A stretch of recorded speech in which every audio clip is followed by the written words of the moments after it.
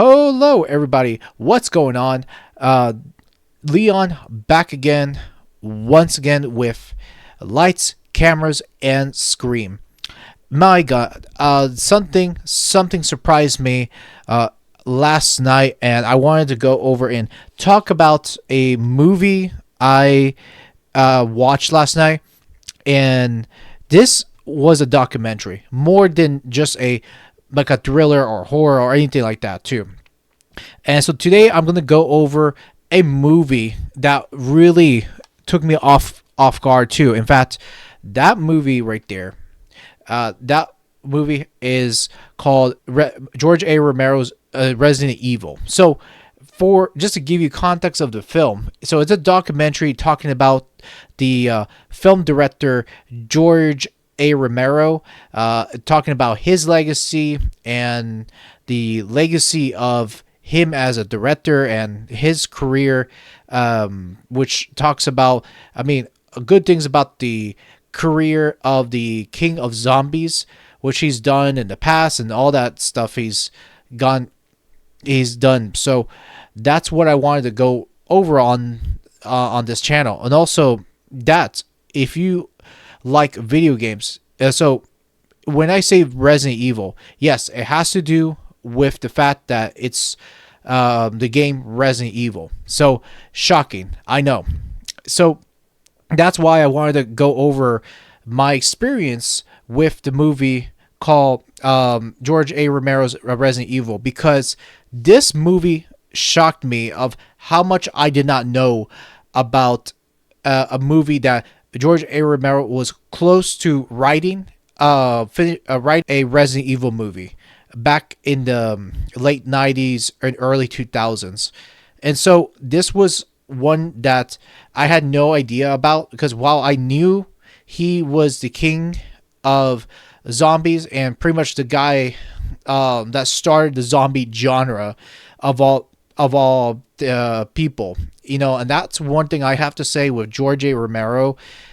I have to say, is in my opinion, still a genius. That honestly, that forgot like that, and he does get tons of credit due with the horror in the horror world and everything like that too, because when he started the zombie genre back in the late 60s, it was such a new time and a new thing right there too. And the zombie genre was a very, very new at that point in history. It's like actually at first, what was funny about this too, and just a little context before I not go further deeper into the movie, the Resident Evil movie by George A. Romero. Now, I wanted to go in a little bit of context, is that at first, George A. Romero didn't call the Night of the Living Dead's creatures zombies. He actually called them ghouls. So just a small little context right there. Just want to throw out. And many of you guys don't know this. And as sure as mine, someone that have played the Resident Evil video games like myself. And by the way, I'm not just a movie watcher. I do play video games time to time, which I always do on my channel on stream, and for many times I do play it offline, so you can go ahead and watch some of my gaming content onto my other channel, Leon Gray. So also, I will have to say though, this is a bit of a shock that I didn't knew about this too, and how much of the fact that George A. Romero was close to making a Resident Evil movie like that too, and the fact that the movie is called George A. Romero's Resident Evil was the title of the documentary for a reason, because it explains not just Romero, but it also explains about the behind the scenes about how he was writing the script and how he was devoted to it too. And now, while I would say in the documentary of the movie, he said that yeah, the only video games he actually played was like the NES and the Super NES with his children. Now, as far as getting very much in depth with playing games, he was not much of a big a gamer at all himself. But he would watch his children, or he would end up watching his assistants play Resident Evil just so he can find out in context. So to me, even someone like him, that pretty much the inventor of the zombie genre, that himself he said that I he even enjoyed the process too. In fact, there's actually a fun fact right there I definitely want to share. While I discovered this documentary the other day, I would say this was through an Instagram story, and this is the reason how I found out about the documentary and how much of an importance this documentary is. And I was like, there's no way, that I just couldn't believe that I would find something like this through an Instagram story like this. And so that's why I wanted to get into the details of how much I started to find out more and more. But the other fun fact is that he did directed the commercial for the Japanese commercial for Resident Evil 2 back in the day. So he had something to do with the Resident Evil content. Now, as far as the movie, he unfortunately, the movie was never made, and so for other reasons and for the executive reasons, because it wasn't made, because due to the management's decisions over at Constantine's films. So that's why for me, when I've watched the documentary, when I've gone deep into further. In fact, I will go ahead and copy and paste the documentary, which is free on YouTube. Now, there are other places you can watch the documentary on Tubi as well, and on Amazon Prime, which you can rent it for the low cost of $1, or buy it through Amazon. Either way, and I would say I do recommend it because it does explain in detail about Resident Evil, the scripting, and basically about how much of the frustration that George had to go through with the writing process, and also the fact that he had to fight over with Constantine Films about what's going on. And he did submit the script to Constantine Films, and this is one thing I would say that while the documentary was insightful, but I would say that the documentary made me a bit angry in the inside that it was not made and released, and the fact that it's not done by him, obviously. And the film, of course, we have a Resident Evil film, but the Resident Evil film that I'm talking about in 2002 is done by Paul W.S. Anderson. To know who is Paul W.S. Anderson, he has had a bit of history, and this is not the first video game movie he's directed. So he has directed a movie back in the 90s called Mortal Kombat. I'm sure many of you have heard of him, and by looking up over his background, Mortal Kombat, he directed it, but however, he didn't wrote Mortal Kombat, which I think myself, it's like, while the movie it's pretty good, who knows what would have happened if Mortal Kombat was written by Paul W.S. Anderson, of all people, because who knows, it would have been butchered if it was written by him too. Now, in fact, Paul W.S. Anderson he's directed and written the 2002 slop of a crap movie that we now know today by him, which I'm talking about Mila's, Djokovic's, and Michelle's Rodriguez version of it, which is like it's still god awful today. So it's not great either way, and also it's so sloppy, and so terribly written that. And I would say that even talking about it now just brings back terrible memories of it, and it is really bad. And so that was one thing I hated when hearing the fact that now, and after many years later, after we know why it wasn't written or even done by George A. Romero, and I'll tell you why.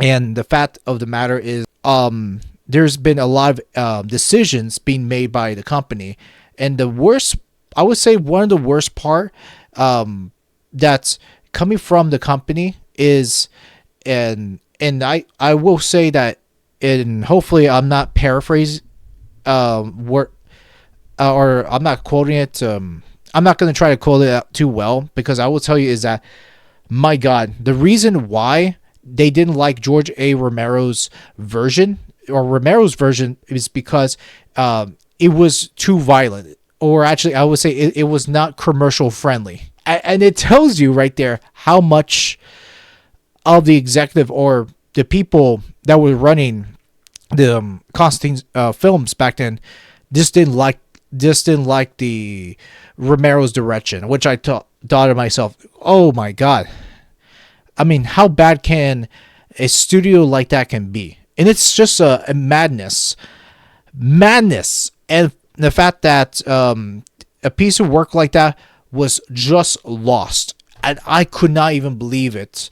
And who knows? I would love to read the draft of Romero's draft one of these days too, because to find, even after watching the documentary last night, and I felt that, man, this is something that it was just so, this work was just lost, and it was just very much lost potential, really, that while George A. Romero is no longer around, and he's passed away, or he's been without us for some time, like since 2017, which I remember when Romero passed away, and I thought, man, what a legend that we'll miss. And then at the same time, while I would say that what they explained in the documentary is that his version of his film, and there was a lot of differentiations of the draft that Romero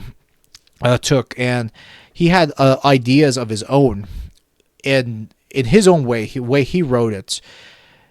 And this is what they described is that the characters, or the look of the characters, will be different, and the fact that each characters will be a lot, I would say, familiar with the game setting, especially with the Spencer's mansion and everything like that, but that Romero thought of back then, and then how he wrote it, even though the draft wasn't perfect.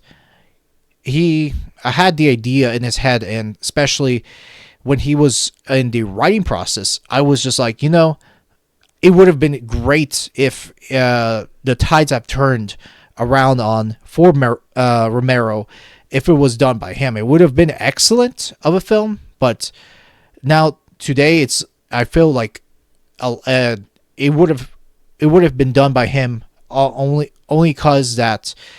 I mean, first of all, he was the king of zombies, the king of that started the zombie genre. And by the way, it would have made a lot more sense instead of Paul Anderson, of all directors right there, and writers like him. While I will say that with Resident Evil, on the other hand, there would have been no Resident Evil without George A. Romero on it, honestly, too, because even I have to say that the documentary, the way the documentary outlines it too, is that, which it is correct, because everything that George has done with the zombie genre, it influenced a lot of people to make their own zombie movies and genres of it too. And I would say just zombies I grew up with in the 2000s. They were fast moving zombies like Dawn of the Dead. When I say Dawn of the Dead, I mean the remake, and then Romero's Land of the Dead, which I was like, that's a movie that got me hooked with zombies too. And then later on, I got into The Walking Dead, which The Walking Dead was my favorite show.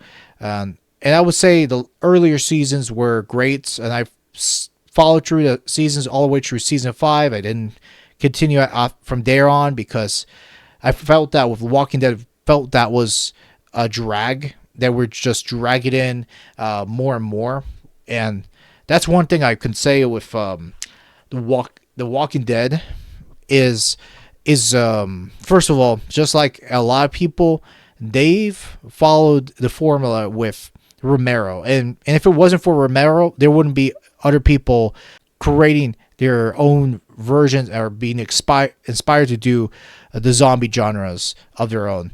And I think it's just amazing that his legacy continues to live on through other mediums, especially with comic books and other movies. That's one thing I love about that, is that we can see refreshing zombie content. I mean, back in the 2000s, there were plenty of zombie films being made. And the other one I can think of in the back of my mind was Shaun of the Dead, which is like a comedy zombie movie.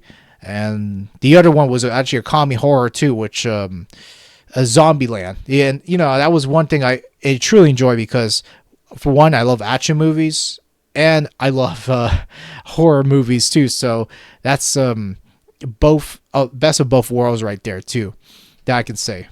And now for my rating on the movie. Now for the documentary, I will say that were plenty of good on the documentary. One of the things I would say negatively, not a huge negative, but one part I didn't like is that it felt that while it gave a lot of details to it, but I felt that the presentation of the documentary felt very old school and felt like more like a television-vised version of the documentary. Like if you were seeing something on true crime, whatever.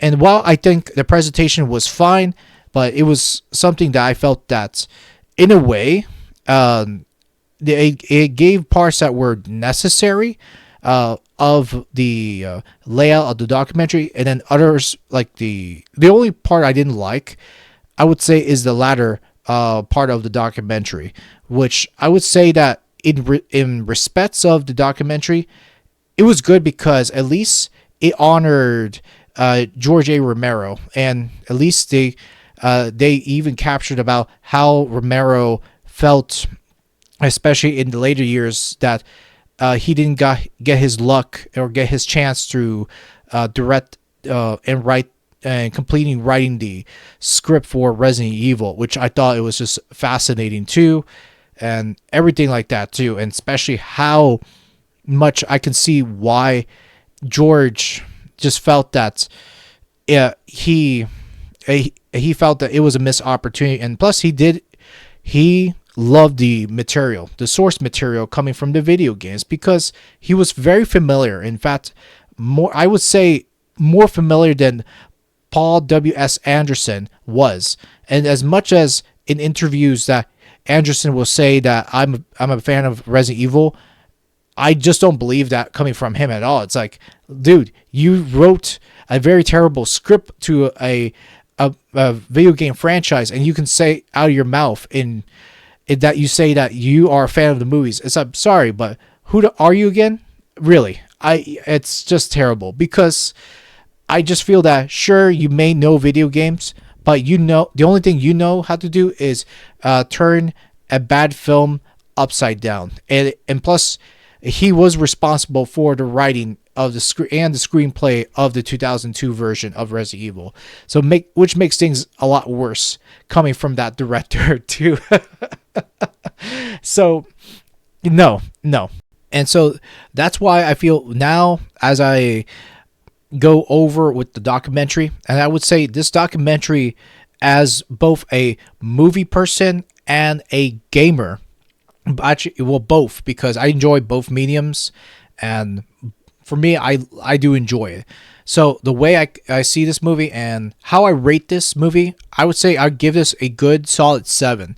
And I would say, despite of all, too, and there are plenty of things you can watch on the internet, and especially the Resident Evil 2 commercial, directed by George A. Romero, which I would check it out too, because that was a commercial made in Japan, and with of course with American actors involved with the commercial, which is cool of its own. Which, either way, go ahead and check it out. I'll have it on down in the description below, which is a commercial that was re-uploaded by Residents of Evil, and I have watched their content, which they talked about a lot of Resident Evil and other horror games in general. It's a great channel too, so if you're a gamer and enjoy a content like this, they have posted stuff like this as well. So I would say please go ahead and check it out, because I think it's worth the last couple seconds in of your time just to check it out. But either way, yeah, good documentary. So if you have some time to watch it, go ahead. But I would say the good parts, the history of Romero, is what makes it up for this film, and then the history behind the Resident Evil movie that was in progress, and of course when you have the big executives that are in charge of things, and they got like a big say that you don't. That's one thing that I look back in history and say, man, we've had such a missed opportunity coming from the king of zombie horror right there, which is the man himself, and that was not done by him, unfortunately. So yeah, but anyways, guys, I want to just bring that up to your attention, because I know this year it would be, what's that, 30 years of Resident Evil. So by the time of this recording, and when I check the history of it too, what I find a little funny is that March 22nd is 30 years of Resident Evil. Can you believe that? That was released in Japan on March 22nd, 1996. So we're talking about 3 decades of Resident Evil, the longest standing horror franchise that still stands the test of time right there. So that tells you a lot about a franchise that stood for a long time too. And just as I got that right too, yeah, Resident Evil came out 30 years as of today. So March 22nd, as of today, it came out in Japan. And 30 years is a long time for a long-standing video game franchise. And just about less than a month ago, that we've already got Resident Evil Requiem, the 9th game in the series. So that's really cool, actually, that I'm filming this of the day of the franchise. And and that documentary has been around a year ago, so it's quite something right there that I'm even talking about this as of the day, which I find really impressive too, and which I'll have this video released of the day. But yeah, it is pretty cool that I'm recording this too. And then also don't you know, Resident Evil came out on the PlayStation 1 on April Fools. And I'm not joking too. It came out in the United States on April Fools of all days like that too. But yeah, that's just a quick food for thought there. So, but yeah, as someone that have played Resident Evil, my first introduction, it was Resident Evil 4, and then I went on to Biohazard, 7, 8, and then along came the remake of number 2, and then I would say years later I got to I would say, how long did the Resident Evil Classics came out on GOG, like actually about 2 years ago, if I'm not mistaken, or a little less than 2 years ago too. So I have tons of material to go over, and having to replay the Resident Evil Classics 1, 2, and 3 would be an enjoyable experience to get back on it because, for one, I haven't even finished neither of them yet, which I do want to get around into finishing the classic games, even though, look, it's dated. I want to get it back into it too. But anyways, I'm getting a bit sidetracked on it too. But yeah, anyways, if you are a fan of, like I've said, horror movies, documentaries, and video games, then this movie is a treat for you too. So go ahead, check it out. George A. Romero's Resident Evil. Definitely recommend it on my list. All right, everyone, take care. Have a good one.